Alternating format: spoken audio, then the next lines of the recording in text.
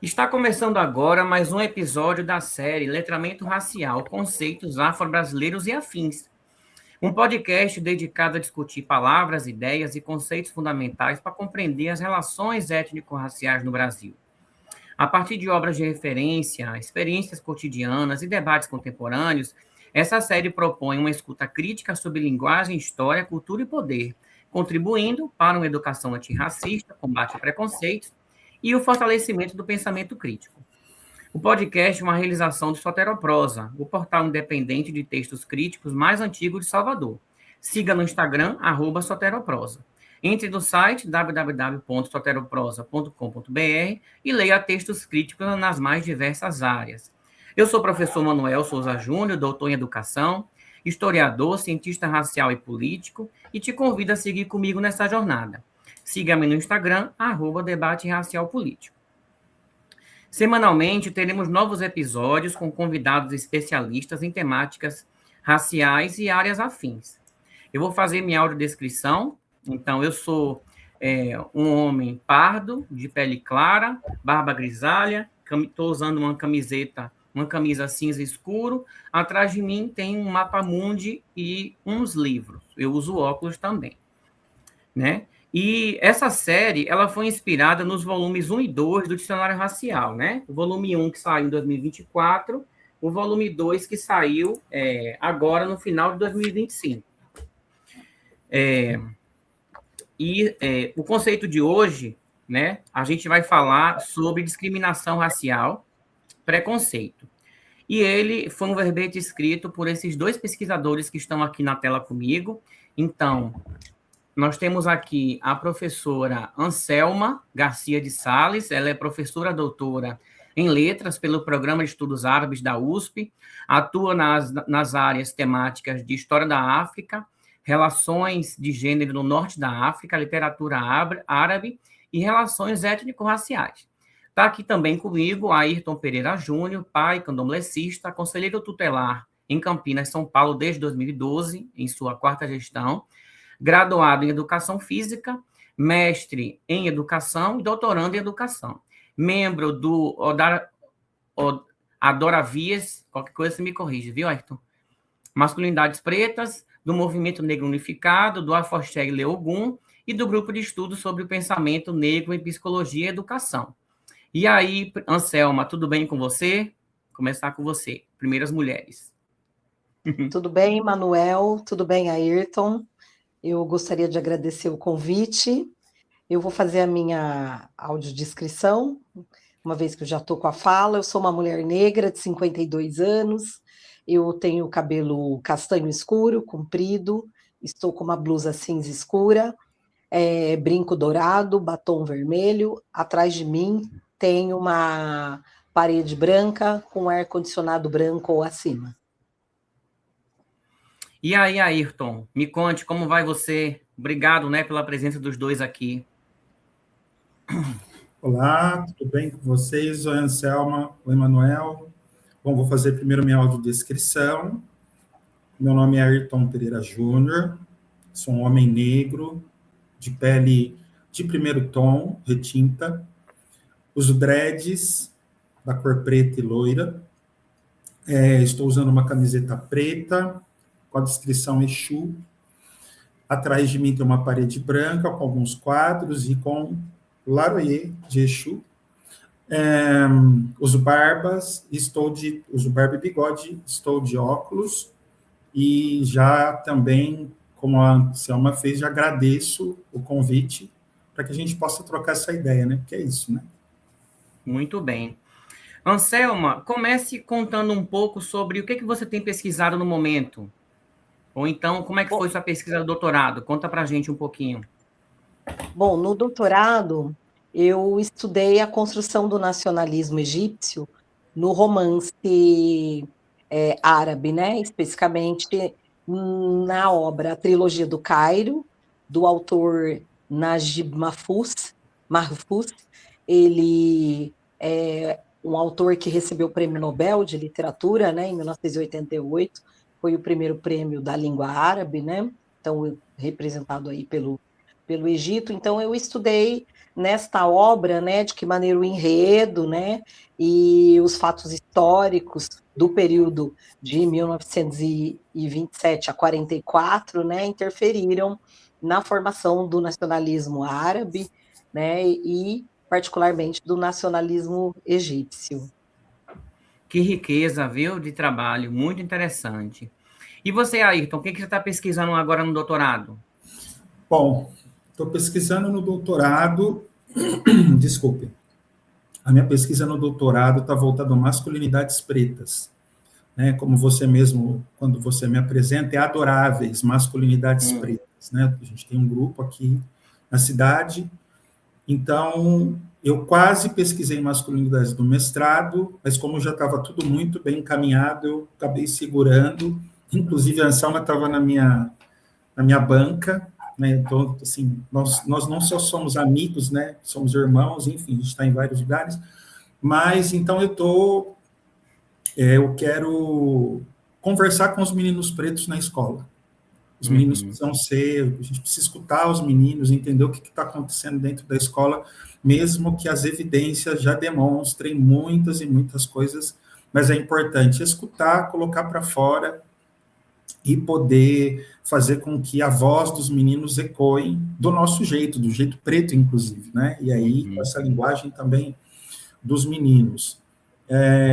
Eu tenho lido bastante sobre a questão de masculinidades e acredito que vai ser uma ótima tese, assim, principalmente por tudo que vem acontecendo, principalmente agora no contemporâneo, né, com relação a toda essa violência contra as mulheres, ou até contra homens, enfim, todas essas violências, mas em específico, meninos pretos, esses são as pessoas que vão fazer parte vão estar comigo na tese. Muito bom, muito rico esse trabalho, né? E é um tema em que, por exemplo, a gente não vê muito falar por aí, eu pelo menos não vejo muito, e é um tema de suma importância, afinal os meninos pretos estão aí, estão sendo formados, né? Como é que está sendo essa formação deles, né? É muito interessante esse seu trabalho. Bom, vamos começar a falar aqui do verbete, né? Do tema. Então, discriminação racial e preconceito. Olha só, no texto de vocês, né? Lembrando que esse verbete está no dicionário volume 1, né? Que foi lançado em 2024. Então, no texto de vocês fazem uma distinção importante entre preconceito e discriminação. Então, para a gente começar, explica aí essa diferença, né? De forma bem simples para o público. Pode começar com a Selma. Bom, muitas abordagens, né, confundem os conceitos, né, tratando como se fosse tudo o sinônimo, né, preconceito, discriminação. No entanto, estabelecendo a distinção, né, preconceito é tudo aquilo que se tem como ideia pré-concebida, né, antes de se conhecer o objeto de fato, né. Então, é estabelecida aí no nosso imaginário, né, claro que esse preconceito ele é alimentado pela forma como nós somos moldados pela visão de mundo, né, por uma ideologia, então daí vem os preconceitos raciais, os preconceitos linguísticos, os preconceitos relativos a religiões, né? Então, até enquanto preconceito, são ideias pré-concebidas que se tem, né, a respeito de determinado objeto, né? Seja religião, uma pessoa, né? Quer dizer, não estou chamando a pessoa de objeto, né? Mas assim, o alvo do preconceito nesse sentido, né? Um grupo de pessoas, uma religião, uma língua. Então, quando esse preconceito ele se materializa numa prática discriminatória, né, ou seja, num tratamento desigual, baseado nesta ideia preconceituosa que se faz acerca de determinado grupo humano ou de determinada religião, por exemplo, né, daí está a conceituação, né, da discriminação racial, que é o tratamento desigual, né, em virtude de ser alimentado, né, informado por esse preconceito. Então, daí a discriminação racial, a partir de uma ideia enviesada, né, de hierarquia racial, no caso do Brasil, é o racismo antinegro, né, que que prevalece, em outros lugares tem o racismo anti-árabe, o racismo anti-indígena, né, também está presente no Brasil, mas demograficamente, né, na expressão maior, o racismo antinegro, né, porque a população negra é a maior e alvo do racismo, né, então, na discriminação racial se tem um tratamento desigual baseado nesse preconceito. Então, aí nós estamos no campo, não da formulação, mas no campo já das ações, né, que podem ser praticadas por indivíduos e por instituições. Muito interessante a gente saber e a gente informar num meio como esse, né, de que existe essa distinção, que as pessoas às vezes podem confundir que é a mesma coisa. Muito interessante, né? Agora sim, vocês afirmam que o preconceito ele é aprendido socialmente, né? Isso significa que ninguém nasce preconceituoso? O que você acha, Ayrton, sobre isso? Com certeza. Ninguém nasce preconceituoso. Inclusive, não tem como alguém nascer preconceituoso, porque o próprio meio é que vai acabar influenciando, né? Pensando muito no que a Anselma trouxe, dando um exemplo tranquilo aqui, a mesma coisa de eu sair daqui agora, em algum momento, e vou no supermercado. Esse corpo negro que entra dentro do mercado, já existe o preconceito, então eu já estou discriminado como um marginal ou um potencial ladrão, né? Alguém que vai roubar. E aí o que vai Uma acontecer? pessoa que não é digna de acessar aquele espaço. Não só isso. Não só isso. Não sou digno de acessar o espaço onde eu deveria estar para fora, né? E quando entro, eu sou digno, entre aspas, de ser perseguido pelos seguranças e pelas câmeras. Então, ou de ser confundido com o trabalhador, né? Ou ser confundido com o trabalhador, como já aconteceu uma vez num varejão, onde eu estava com uma roupa totalmente diferente dos funcionários e a pessoa me perguntar qual era o preço da laranja. Eu virei para ela e falei assim, eu também gostaria de saber, porque eu estava na frente, né? Aí ela pegou, pediu desculpas, enfim, viu que ela foi equivocada, né, no apontamento dela. Mas é isso, seja nesse lugar, seja no supermercado ou em outros espaços, eu e a Anselma, a gente sempre conversa sobre isso, a cor que chega primeiro. Então, por exemplo, sou um conselheiro tutelar, não é o conselheiro tutelar que chega, ou é um mestre em educação que está chegando, não é um mestre de educação. É um homem negro que potencialmente, a partir desse processo discriminatório racial, eu sou esse potencial marginal, né, para a sociedade brasileira. Você sabe que você falou agora, né, que ninguém nasce preconceituoso. Eu escrevi um livro, Como Conversar com Crianças sobre Racismo e Diversidade. Nesse livro, que eu pego uma pincelada da minha tese, que eu falei de subjetividade na minha tese, aí eu dou algumas dicas nesse sentido. Como é que a pessoa, os pais, elas podem inserir a racialidade no contexto da criança? Então, quando eu estou num shopping com minha filha, que tem uma pessoa com cabelo black power bem volumoso, né, bem grandão, aí eu digo a ela, olha papai, que cabelo legal aquilo ali. Então, eu estou, sem dizer a ela sobre racismo, sobre preconceito, eu estou dizendo a ela que aquilo ali é legal, então ela já vai internalizar que aquilo ali é normal, entende? Então eu vou dando várias dicas no livro de como a gente pode inserir através da subjetividade, sem a gente precisar sentar e dar uma palestra para a criança, né? Então, é muito interessante isso, porque muitas pessoas não têm esse olhar crítico e elas acabam reproduzindo o racismo que todos nós aqui fomos criados dessa forma, né? Reproduzindo o racismo estrutural. Diga. Até nas violências. Nesse momento, nós vivemos, né, aquele estupro coletivo de uma adolescente no Rio de Janeiro.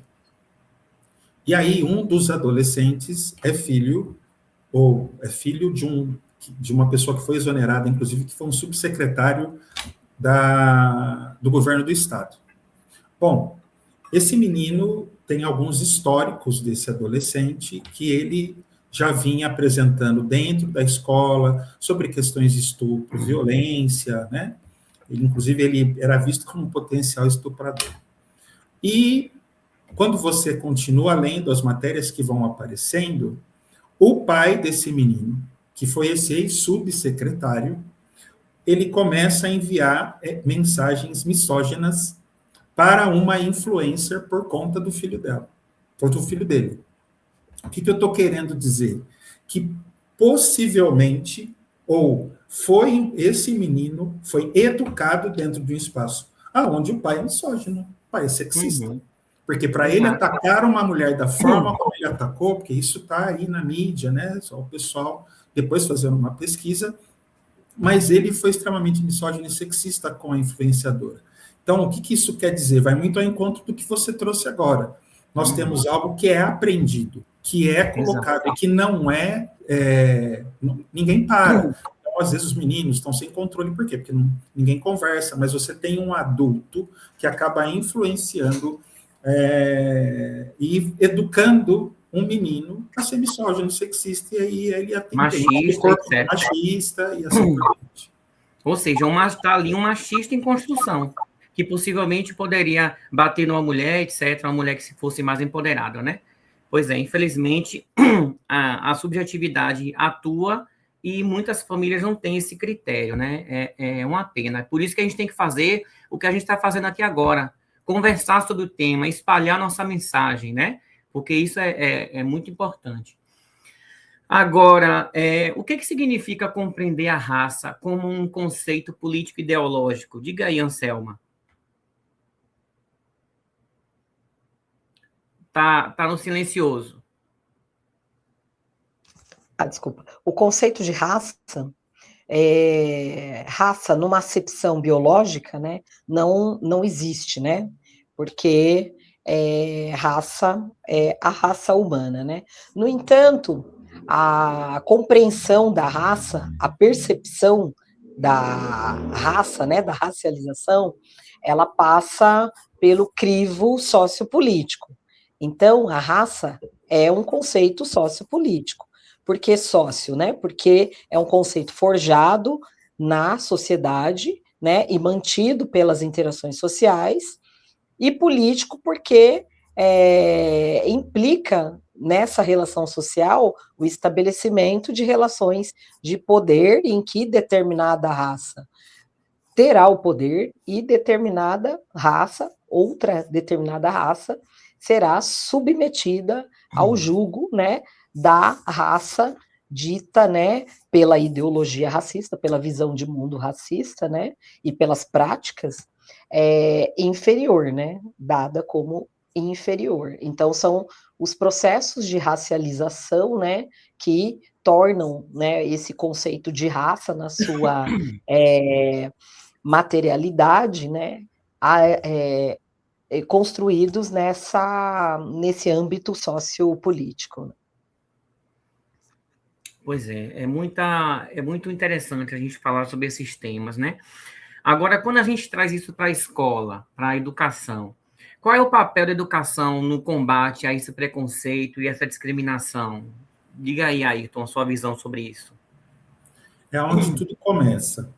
Inclusive, conversa com a minha dissertação de mestrado, né? Porque na minha dissertação de mestrado eu vou falar sobre representações sociais das religiões de matriz africana na educação.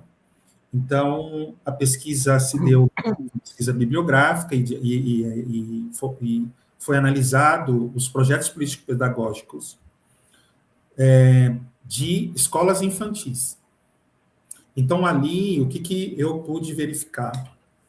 Você não consegue, você tem temas, e não desmerecendo os temas, mas a criança com deficiência é posta de uma forma.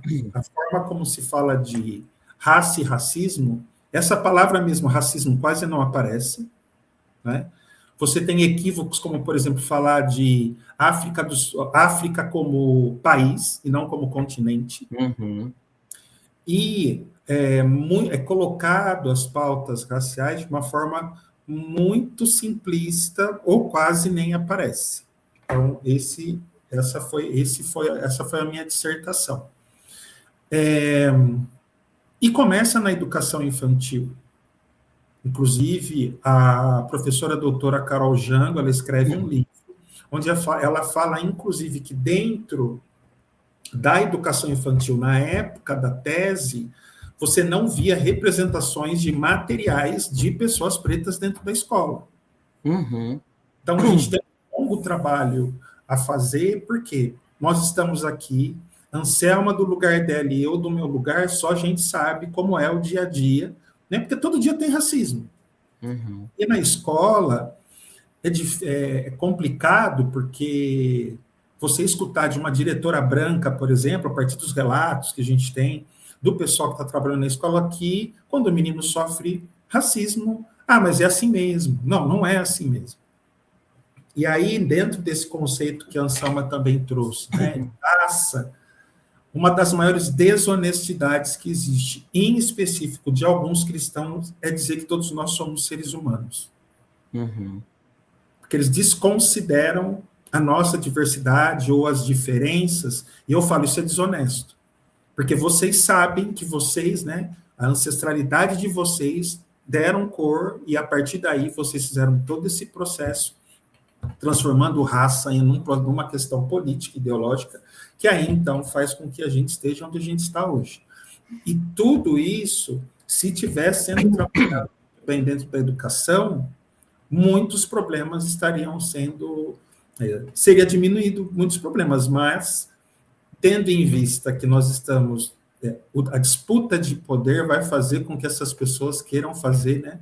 Eu costumo dizer, os brancos retintos, eles querem fazer a manutenção dos seus privilégios. Então, por que eu vou falar disso? Não é?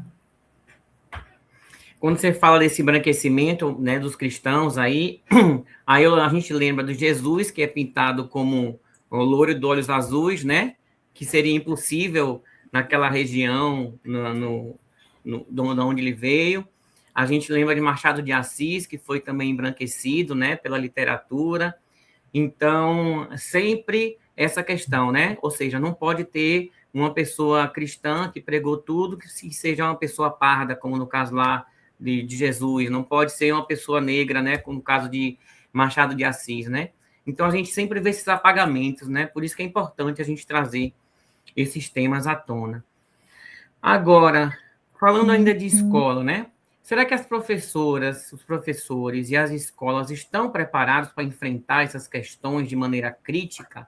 Olha que pergunta embaraçosa, mesmo com mais de 20 anos depois da lei 10.639, a gente ainda encontra desafios, né? Conta para a gente, Anselma.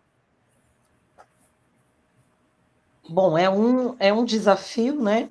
Porque, primeiramente, existe uma resistência, né, por parte da institucionalidade em aplicar, de fato, a legislação, né?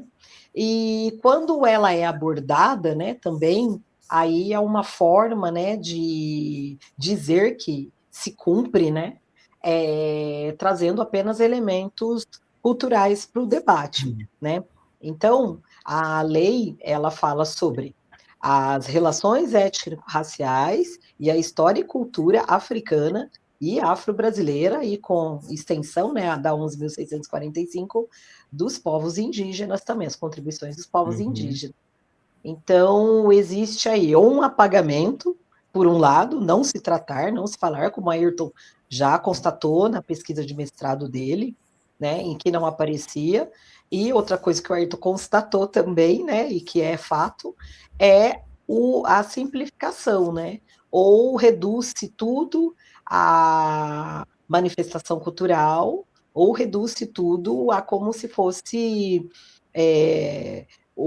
há uma unicidade, né? A África como país, fala de língua negra, cultura negra, né? Assim, numa abordagem reducionista, né? Claro que nós podemos falar cultura negra aí, de acordo com outras abordagens, é cabível, né? Mas no caso da escola, né? O que falta é justamente a formação que parta da institucionalidade, uma formação efetiva, né, que considere aquilo que está posto no texto da lei e que a institucionalidade precisa buscar mecanismos para efetivar, então, começar pela formação de professores, e essa formação, né, porque são 3 bases, né, tem essa base legal, né, que fomenta, né, que orienta o trabalho pedagógico, né, o trabalho das redes, né, de currículo, de formação de professores, enfim, e o trabalho também de levantamento de dados, que é importante, né, no caso, a raça-cor, né, aferir-se isso para, de modo que possamos aí ter o mapeamento das desigualdades enviesadas pela raça, né, e essa base política, a base epistemológica, que é a formação, e uma base epistemológica fundamentada na ciência, né, e não em visões aí de mundo, visões construídas, histórias construídas, né, aí reproduzidas à exaustão, aí que são equivocadas, e a base prática, e depois a prática, né. Então, são essas 3 vertentes que vão fazer, né, atuando, né, juntas, né, vão fazer com que possa haver aí efetivamente o enfrentamento do racismo e o conferir às crianças e adolescentes, adultos, né, as crianças pequenas, o conhecimento daquilo que é parte da formação social, cultural, científica, econômica e política do Brasil, né, que é essa contribuição africana e afro-brasileira. Quando você fala dessas frases simplistas, né, e reducionistas, não tem como não lembrar do nosso ex-presidente da República, Jair Bolsonaro, que ele teve a insanidade de dizer que os próprios negros traziam os negros para cá, né? Ou seja, Exatamente. quem diz isso não sabe nada da história, Não. né? Não sabe que aquelas pessoas que estavam em África não se consideravam negros, eram povos completamente diferentes, né? Perfeito. Então, as pessoas trazem isso, né? A gente sabe que existiam determinadas etnias que brigavam com outras e que escravizavam, que vendiam elas para os povos europeus. A gente sabe que existia isso. Da mesma forma como existia também os indígenas aqui, cada um com sua rivalidade, né? Com as etnias todas relacionadas. Mas a gente trazer isso como reducionismo numa fala em uma entrevista coletiva é uma insanidade tremenda, porque uma voz dessa, que o presidente da República tem, ele acaba levando essa desinformação para a sociedade, né? Então, isso precisa parar, né? Diga aí, Ayrton, está aí se coçando para falar? Não, eu estou, porque sempre quando eu ouvi falar a respeito disso nas escolas, primeiro que eu não gosto de conversar com aluno e aluna. Mas calma, gente, não é porque eu não gosto de alunos, alunas e alunos, não é sobre isso. A obrigação de quem tem que falar sobre racismo é do professor e da professora. Então, eu tenho um incômodo muito grande quando eu sou convidado a ir conversar, por exemplo, com alunos e alunas. Eu quero conversar com os professores. No limite, eu converso com os pais dos alunos e das alunas. Das alunas. Agora, com alunos eu não gosto, já recebi convite, já cheguei aí, mas eu passei a recusar.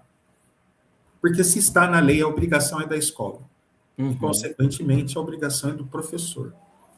E aí eu vou deixar uma aqui que eu sempre penso, primeiro que majoritariamente, apesar das estatísticas e as coisas estarem melhorando, mas vamos pensar nas gestões, na gestão escolar, né? Quem gesta, majoritariamente são de pessoas brancas. Mas tem algo que eu gostaria de deixar, e com todo cuidado, porque às vezes tem algumas coisas que escapam, mas é uma gestão também feminina e branca, tá? Porque eu acredito que é importante a gente... Isso também é histórico, né? Isso também vem lá da década de 20, 30, que as mulheres foram educadas para isso, as mulheres brancas apenas, né? Para cuidar, mas elas não estão isentas do racismo, é onde eu queria chegar. Entende? Então, assim, tendo em vista esse cuidado a partir do patriarcado, mas elas não deixaram de passar pano ou algumas delas serem racistas. Então, o que eu entendo? Que quando alguém não fala sobre o assunto ou foge sobre o assunto, para mim está sendo racista. E aí, por que alguém não quer tocar nesse assunto? Por que eu não vou falar sobre racismo? Porque para nós, pessoas pretas, para nós falarmos da nossa ancestralidade, quanto tempo não demorou para que a gente pudesse sair fora do livro de história ou de geografia que só mostrava pessoas pretas, todas de branco, escravizadas e acorrentadas, quando não sendo açoitadas, e que só era mão de obra, escrava. Mas e o bandeirante? Ninguém falava do bandeirante, porque o bandeirante era o herói, que inclusive, na minha opinião, os primeiros milicianos os primeiros milicianos da nossa história como humanidade, ou pensando em território brasileiro, para mim, foram os bandeirantes. O branco, ele não vai querer olhar para a sua ancestralidade sequestradora, estupradora e ladra. Então, como é ele olhar para a própria ancestralidade? Nossa, o meu ancestre, ele sequestrou, ele estuprou, ele fez mal. Porque para nós nos olharmos para a nossa ancestralidade, que mesmo com muito sofrimento, existe um certo... Desculpa, não sei nem sei se é o termo para usar, mas nós temos orgulho de sermos pessoas pretas. Mas eles, como não se dão cor, também não vão olhar para a sua ancestralidade e buscar na história que eles estão errados. Eu acredito até que quando eles tomarem consciência, porque está no inconsciente, consciente, enfim. Mas muitos deles, quando eu faço esse apontamento, eu já vi, não que, né, as pessoas se assustarem. Mas eu não estou falando nenhuma besteira. Mas, na minha opinião, o susto de um professor ou de uma professora que está dentro de uma escola, quando eu falo que um branco traz na sua ancestralidade uma pessoa violenta, uma pessoa que sequestrou, uma pessoa que estuprou, eles não querem mexer nisso. Então, por que eu vou falar de racismo? Porque se eu tiver que falar de racismo, eu vou ter que falar de mim. Só que de um lado bastante complicado da história, né? E o presidente, outras coisas que têm acontecido no Brasil, e a partir do advento da extrema-direita, de uma extrema-direita que conversa com a Ku Klux Klan, de uma extrema-direita que conversa com a supremacia branca, autoriza hoje toda uma sociedade, uma parcela significativa branca da nossa sociedade em relativizar o racismo. E isso vai afetar as escolas também, isso chega em professores e professoras, enfim. É a conscientização. Não é desculpa, trabalha, só aceita. Não dá para ficar, sabe, mas é isso, porque cada um tem que ser responsável, independente do... eu não vivi aquela época. Não, eu também não vivi aquela época. Exato.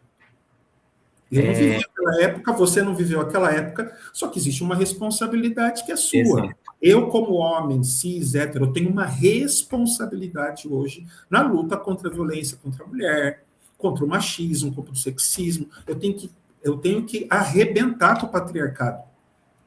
Isso tem que vir de todos os masculinos. Agora, se a pessoa branca não tem esse compromisso, para mim ela tá correndo junto com o racismo. Você sabe que eu lembrei agora de outra coisa que eu falei nesse meu livro, né? Como conversar com crianças sobre racismo e diversidade, que eu falo assim, um recado para as professoras, para os diretores de escolas. Eu digo assim, olha, se você vai procurar uma pessoa para falar de meio ambiente, chame uma pessoa preta, chame uma pessoa parda, eu tenho certeza que você vai achar. Não precisa chamar pretos só para falar na época do Novembro Negro. Então, eu falo disso. Se você vai falar sobre neurodivergência, procure uma psicóloga preta. Você vai achar nessa cidade. Procure, você vai achar. Entendeu? Por quê? A gente levando pessoas pretas, pardas, para falar de temas diversos, a gente vai ampliando esse repertório para as crianças, adolescentes, perceberem que aquilo é normal, que essas pessoas ocupam esses espaços, né? Então, esse é outro ponto importante, porque as escolas, muitas vezes, não têm essa preocupação, e aí elas apenas chamam as pessoas mais perto, que estão acessando esses espaços de poder, pessoas majoritariamente brancas, né? Agora, quando a gente fala desse poder, né? Por que ainda há tanta resistência em alguns campos da sociedade quando esse debate racial ganha uma centralidade? O que você acha sobre isso? Pode ser, Anselma. O que ocorre é que o racismo ele está na conformidade social, ele ele é regra, né? Ele não é exceção, né? Então, quando se debate, quando fala-se a respeito de correção de distorções históricas, de políticas de ação afirmativa, de políticas reparatórias, então existe aí um, uma certa resistência, né, em se quebrar aquilo que está estabelecido há séculos, né, que é que é no caso, né, do Brasil e de outras nações, né, atravessadas pelo racismo de uma forma contundente, né, Estados Unidos, África do Sul, de que aquilo que no contrato social da sociedade moderna, né, os direitos, né, sociais, eles se tornam privilégios, né, de um grupo, né, racializado, quer dizer, não racializado, né, de um grupo dito como universal, que é a branquitude, e outro grupo, né, que do qual, né, claro, considerando os outros atravessamentos, né, de classe, né, gênero, né, mas nós estamos falando do atravessamento racial, né, do vetor racial, e do outro grupo do qual serão extraídos os direitos. O racismo, ele está na base do capitalismo, né? Capitalismo é acumulação. Para gerar acumulação, eu preciso, é necessário desqualificar, né, o valor das pessoas, no caso, o valor do trabalho das pessoas. Então, quando se fala em enfrentar o racismo sem enfrentar o capitalismo, né, então daí a dificuldade, né, porque é mexer, tentar destruir, né, é uma ação contra uma estrutura estabelecida ali, né, coincidentemente, né, o tráfico transatlântico e o princípio da acumulação primitiva, né? Então, acabar com essa conformidade, né? Uhum.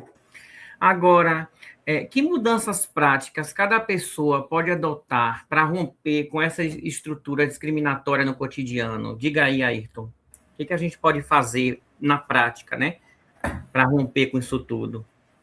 Olha, na prática hoje, vou ser bem ousado em dizer para você que nós precisamos estar politicamente em espaço de decisão. Não tem outra. Espaço de decisão, espaço de poder, né? Ocupando todos Espaço os de espaços. decisão, espaço de poder. Inclusive, acho que a Anselma se lembra, nem sei se ela estava nesse dia comigo. Eu fui convidado para falar sobre masculinidades numa aula, e aí eu fiz uma exposição onde eu disse, eu não sei o que é ter poder, não faço a mínima ideia, né? O que significa ter poder, né? E aí as pessoas começaram a fazer perguntas e uma pessoa então disse assim, e eu expliquei, né? Eu não sei o que é ter poder, mas se eu tivesse poder, todas as pessoas pretas, desde a criança até o mais idoso, estariam todos ao meu lado avançando. Essa é uma perspectiva, na minha opinião, afrocentrada, não é do norte global. E aí a pessoa pegou, fez uma crítica dizendo, inclusive ela fez um recorte de gênero, mas ela vem um homem tendo poder. Aí eu falei, então, mas não é sobre isso que eu estou falando. Porque numa outra perspectiva, a depender de onde eu estou e de quem eu estou conversando, a pessoa sabe muito bem do que eu estou falando quando eu falo de poder. Porque quando a Anselma está aqui, ela me deu poder para estar junto com você. E vice-versa, e que ao mesmo tempo você deu poder para mim. É dessa circularidade que eu estou falando para você. Essa ideia é totalmente contra-hegemônica. E aí o que vai acontecer? E aí eu entendo que dentro do processo histórico, a Anselma pode falar melhor sobre isso, porque ela tem um conhecimento muito rico sobre a África, pensando as culturas e as etnias, é óbvio, né? Aí é uma coisa mais aprofundada, mas vamos pensar aqui na diáspora e pensar em quando a gente está falando de afrocentrismo, afrocentramento, enfim, mas o que significa nós estarmos juntos, é isso que a gente está fazendo aqui. Enquanto o Norte não vai permitir que outras pessoas, ou muitas pessoas, tenham privilégios. Então, um dos problemas que eu acredito que a gente tem, ou melhor, desculpe, para a solução de muita coisa, nós precisamos entender o que é política. As pessoas precisam ter mais formações para entender esses processos que têm deixado elas fora desse lugar de deter poder, mas quando eu digo poder é de comer, de beber, né? Quando você falou, por exemplo, do meio ambiente, né? O racismo ambiental, não é esgoto a céu aberto, isso é racismo. Eu moro num lugar, então eu estou num outro lugar, mas existem pessoas que majoritariamente são pessoas pretas que estão sofrendo com isso, isso é racismo ambiental. Então, veja, para que a gente possa ter uma outra perspectiva, e aí a gente precisa de ter poder, ou pelo menos estar em espaços decisórios. Infelizmente, no Brasil, nem esquerda nem direita sabe disso. Nenhum dos dois, eu não estou aqui para ficar puxando bandeira nem para um lado nem para o outro, apesar de que, né, pela minha fala já dá para perceber para onde, que lado eu estou. Porque, inclusive, eu estou desse outro lado, que é onde, não é que me favorece, né, mas que me humaniza em alguma medida, diferentemente do outro lado. Mas somos pessoas pretas. E aí, se a gente não conseguir entender o game, né, se a gente não conseguir... se nós não nos unirmos, tendo em vista que nós somos a maioria da população, eu não tenho dúvida que esse país seria outro. É como na época da Covid, que surgiu muito, teve uma vez que eu vi uma postagem que diziam assim, se nós vivêssemos no matriarcado, todo mundo já estaria vacinado. E a pessoa que falou isso não estava errada. Porque era um patriarcado, inclusive, de extrema direita, supremacista, branco, imperialista, falocêntrico. Então, Manuel, na minha opinião, nós precisamos estar em espaços decisórios. E, no limite, ter pessoas brancas que não sejam, vou aqui parafrasear a Sueli Carneiro, que não sejam signatárias ao racismo. Se a gente tiver... para mim, esse é um dos caminhos. Aproveitando que você está com a fala, Ayrton, vamos deixar aqui, né, nos encaminhando aqui para o final desse episódio, vamos deixar aqui uma mensagem bem curtinha para educadores, estudantes, sociedade civil que estiverem ouvindo aqui a gente sobre preconceito e discriminação. Deixa aí uma frasezinha sobre isso. O preconceito e a discriminação dói. Só adoece pessoas. Com certeza. Causa suicídio, adoecimento mental, físico. Não é brincadeira. Educadoras e educadores que estiverem nos escutando, isso dói. Isso causa dores muito fortes e rapidamente. Eu me lembro que, por não entender o racismo, eu bati a cabeça na parede à noite e eu não conseguia dividir isso com outras pessoas. Então, eu fico imaginando quantas outras crianças pretas, adolescentes pretos, que acabam se machucam por conta disso. E isso é uma responsabilidade de toda uma área de educação, seja ela formal ou informal, enfim. Então, o recado que eu deixo é, isso machuca, isso dói, e a gente precisa fazer algo novo, né, para que isso acabe. Anselma, deixe sua mensagem, então, final aí para educadores, estudantes, sociedade civil sobre preconceito e discriminação racial. Bom, para que a visão de mundo, né, ela se modifique, ela precisa ser nutrida, né, ela precisa basear-se, né, em outras formas, né, em outros referenciais, que não, né, os postos aí que continuam a produzir violência, a produzir ideias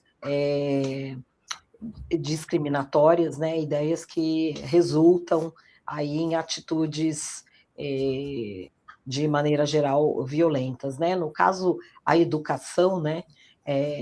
Como todo mundo passa pela educação, todas as crianças vão passar pela educação, né? Isso é uma revolução moral, uma evolução moral que nós tivemos aqui no Brasil, todas as crianças precisam estar na escola, né? Então, esta instituição, ao mesmo tempo, né, em que ela vai reproduzir essas violências, né, que estão postas na sociedade, ela também precisa fazer esse enfrentamento, porque é um local em que as referências, né, tornar-se figura de referência para essas crianças e adolescentes é um local muito, muito importante. Então, o conhecimento, o estudo, a abordagem intelectual, porque professor, profissional de educação de maneira geral é intelectual, né?